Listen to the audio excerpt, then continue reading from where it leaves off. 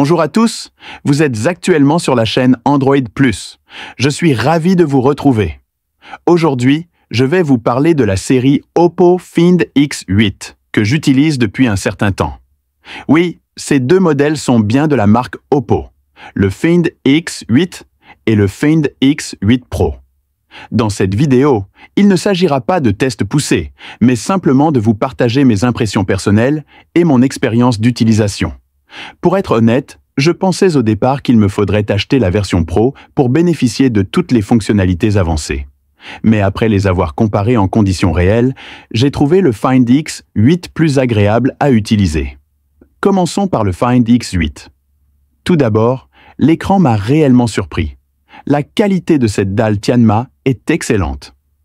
La transparence, les couleurs et les angles de vision sont très bons. Sa taille est aussi plus compacte, ce qui le rend plus pratique à transporter et à utiliser au quotidien. Côté design, je trouve que la version standard, avec la même palette de couleurs, possède un meilleur sens esthétique que la version Pro, en particulier la finition Wind Chasing Blue, vraiment magnifique. En photographie, il se défend très bien. Bien que le Find X8 Pro soit équipé d'un double objectif avec un zoom optique X6, le téléobjectif triple du Find X8 est impressionnant et largement suffisant. Je vais d'ailleurs vous montrer quelques clichés pris en mode maître avec ce téléphone. Le filigrane Hasselblad ajoute une touche vraiment premium et contribue à créer une ambiance visuelle remarquable. N'hésitez pas à me dire ce que vous pensez du rendu des images. Le téléphone embarque le processeur Dimensity 9400, couplé au dernier système ColorOS 15. Franchement, c'est d'une fluidité remarquable. Que ce soit pour une utilisation quotidienne ou pour les jeux, tout fonctionne sans accroc. C'est simple et agréable. Le Find X8 est doté d'un écran plat, ce que beaucoup apprécieront.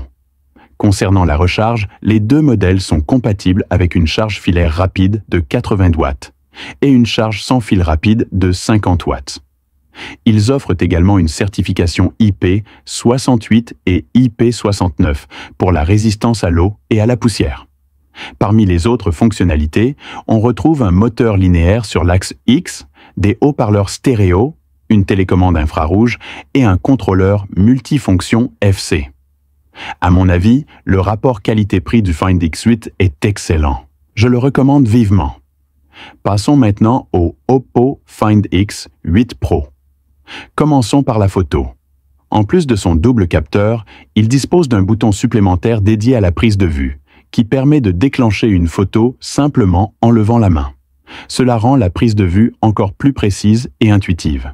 Après, à vous de voir si ces fonctionnalités supplémentaires justifient le choix de la version Pro. Concernant l'écran, le X8 Pro utilise une dalle BOE micro-incurvée de 6,78 pouces, avec une résolution de 1,5K. C'est un écran de grande qualité, au rendu plus luxueux que la version standard. Personnellement, je préfère son apparence. Il est également doté d'une batterie plus grande, 5910 mAh pour le modèle glacier, offrant une meilleure autonomie. Ah, et j'allais oublier. Un autre point que j'apprécie beaucoup dans cette série, ainsi que dans le OnePlus 13, ce sont les filtres photo NC/CC/NH.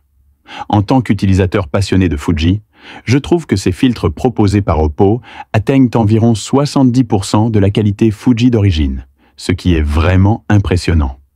Et il y a aussi les photos en lumière douce, avec 3 effets différents: flou, douceur et ambiance rêveuse. Le rendu est incroyable, je vous montrerai tout ça. Quelqu'un pourrait-il rester insensible à ces effets? En ce qui concerne l'intelligence artificielle, celle de ColorOS 15 est bluffante, notamment la suppression du flou et des reflets.